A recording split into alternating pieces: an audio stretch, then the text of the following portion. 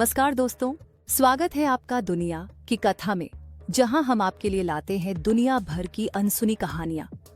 आज हम बात करेंगे एक ऐसी नेता की जिन्होंने अमेरिका में हिंदू धर्म को पहचान दिलाई और अपनी सोच से दुनिया को प्रभावित किया। हम बात कर रहे हैं तुलसी गबार्ड की, अमेरिका की पहली हिंदू कांग्रेस वुमन, सेना की पूर्व अधिकारी और राष्ट्रपति पद की उम्मीदवार। तो चलिए जानते हैं उनकी जिंदगी की प्रेरणादायक कहानी।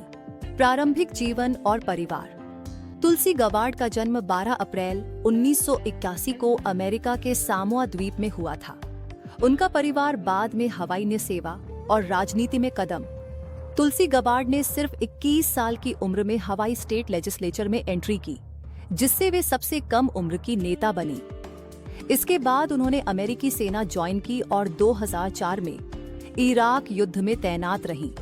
उन्होंने सेना में रहते हुए भी भगवद गीता का अध्ययन किया और उसे अपनी आध्यात्मिक शक्ति बताया। सेना की वर्दी में तुलसी गबार्ड इराक में सेवा देते हुए तस्वीरें चला गया। उनके पिता माइक गबार्ड कैथोलिक थे, लेकिन उनकी मां हिंदू धर्म अपनाकर कृष्ण भक्त बन गई। तुलसी को भी शुरू से ही हिंदू धर्म में आस्था थी।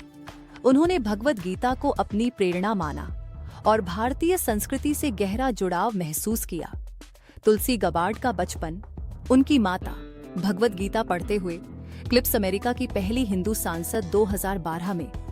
तुलसी गबार्ड अमेरिकी कांग्रेस के लिए चुनी गईं और वे पहली हिंदू सांसद बनी। उन्होंने शपथ भी भगवद गीता पढ़ ली। उन्होंने भारत अमेरिका संबंधों को मजबूत करने में अहम भूमिका निभाई और कई बार भारत की यात्रा भी की।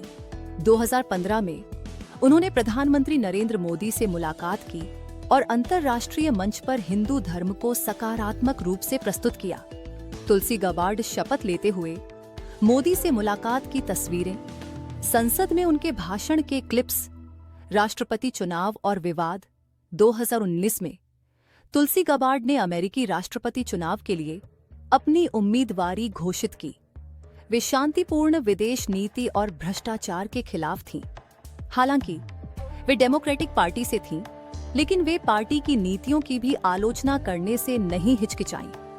उन पर कई बार आरोप लगे कि वे रूस और सीरिया के राष्ट्रपति बशर अल असद के लिए नरम रवैया रखती हैं। तुलसी का चुनाव प्रचार, मीडिया में उनकी आलोचना, असद से मुलाकात के समाचार क्लिप्स। वर्तमान स्थिति और विरासत। 2020 में उन्होंने राजनीति से दूरी बना ली और 2022 में डेमोक्रेटिक पार्टी छोड़ दी। अब वे स्वतंत्र विचारधारा रखती हैं।